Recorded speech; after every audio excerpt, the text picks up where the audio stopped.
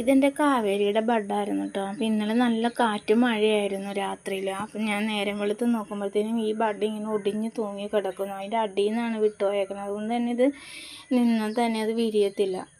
അപ്പം ഞാൻ പയ്യെ വിരിയിച്ച് കൊടുക്കാമെന്ന് ഓർത്തു. പക്ഷേ വിരിയാറാകാത്തത് കൊണ്ട് തന്നെ നമുക്ക് വിരിയിച്ചെടുക്കാൻ ബുദ്ധിമുട്ടായിരുന്നു. എന്നാൽ വിരിയാറായതാണെങ്കിൽ പെട്ടെന്ന് നല്ലോണം നമുക്ക് വിരിച്ചെടുക്കാൻ സാധിക്കും കേട്ടോ.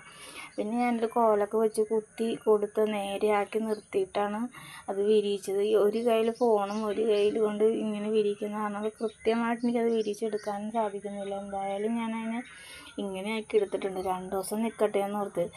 ഇത് പോകാൻ ചാൻസ് ഉണ്ട്. 2 ദിവസം തന്നെ നിൽക്കുമോ, ഇന്ന് തന്നെ ഇതിൻ്റെ കൊഴിഞ്ഞ് പോവുമോ എന്നറിയത്തില്ല. എന്നായാലും ഞാനതിനെ ഈ മാതിരി ആക്കി എടുത്തിട്ടുണ്ട്. ഇപ്പം